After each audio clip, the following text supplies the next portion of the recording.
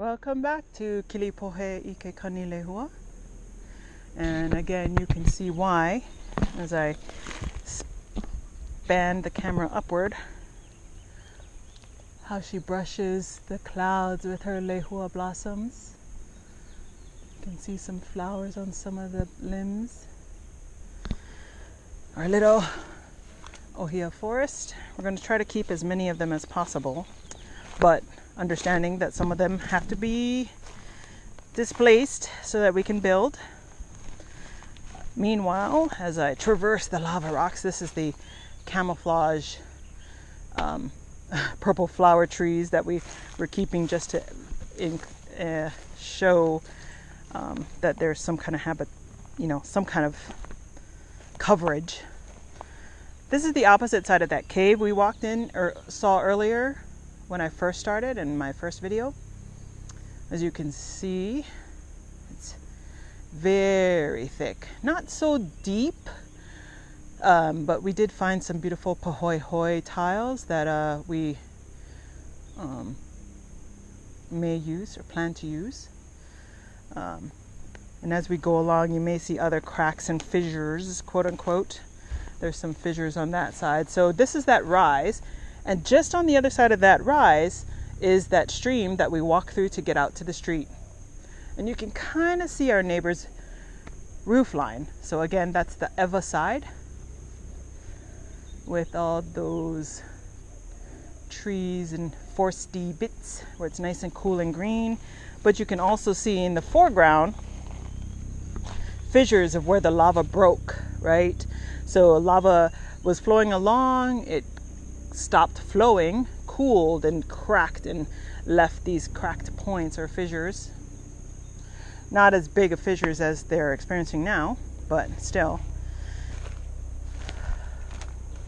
Our little mulch pile, which I will ensure to reset and re-tighten her tarp. But one of the cool things John found as we were working the property is this. There was this huge knot of ginger roots here that kept tripping me up, and I complained to John about it. And so he tore out the ginger root and found this beautiful shaped lava. And really, it's just Pele's art, the flow of her lava. This is called pahoehoe lava when it's soft and flowy and fluid looking. So again, we were building on lava, so all of the uluhe, the fern, grew on the lava, and we cut it down and mulched it down, and so we have this layer. I don't know if you saw my shoe, but this layer of rich soil that's really just plant microorganisms, right? So that's what we're trying to capture here, is that same good lush earth so that we can repurpose it. Here's another piece that's one of John's favorites. You can see how ropey it is. You can see the lines of it as it flew or flowed. Yeah, flew. No. So this is the flow lines on the lava. Pretty amazing.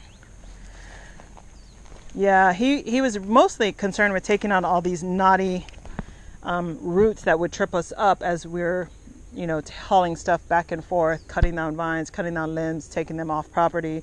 And then he was interested in finding whatever he could in terms of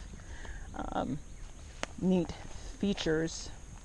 So he cleared out all of this, actually pulled out, raked out, and pitchforked out a whole bunch of the fern detritus, and that's what's under there, as well as some other pieces that we tore down from the trees that were growing up there that we were trying to chop down and trying to help it become healthy earth.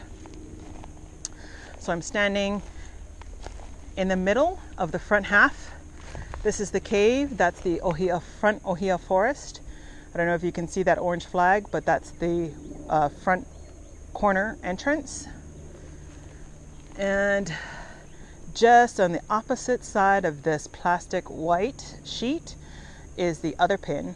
So I'm not really centered, but I just wanted you to get a feel for the expanse of the front half of the property, or front portion of the property. More ohia trees and just some beautiful blooms up in them. Again, her flowers just brushing the clouds. And the initial thoughts of where our house would be. Now you can see some mud piles or scraping or clearance over there. Yeah, that's John's other Pohoehoi artwork. So I'm gonna go take you over there. Basically, we're expecting to find that maybe not all as tendrily and pretty and fluid looking, but still solid lava. So the hard part is getting to it. It takes a lot of muscle work to lift off all these layers and layers of earth. So here she is. The interesting thing about this one is that root going through it. That ohia root going straight through. The beautiful thing, I don't know if you can tell, but even the softened uluhe kept the pattern of the lava. So every time he lifted it up, the pattern was duplicated. It was in the lava and again in the earth. And you can kind of see it in this piece here. You can kind of see all the ridges of the lava also on the fern because of the way it grew and settled, right? So this is probably definitely his biggest finding, but just so beautiful, especially with that root growing through it. Feeding a healthy ohia, keeping her alive with some healthy uluhe mulchy land bits, feeding her on this lava. That's the thing, is how it all grows on lava. When you look at a lava field, you think, oh my goodness, it's just so black and barren, but it's not. It's alive. It's beautiful. And the flow in this is just so beautiful. It's like its own little hula. Got that little wave, you got this push out, you got the back and the forth. It's like passionate right there. And then this ohia. Beautiful. As I step through. And just want to point out, this is that back corner.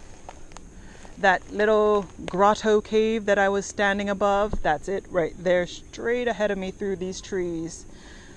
You can see the limbs, all the little tendrils hanging down.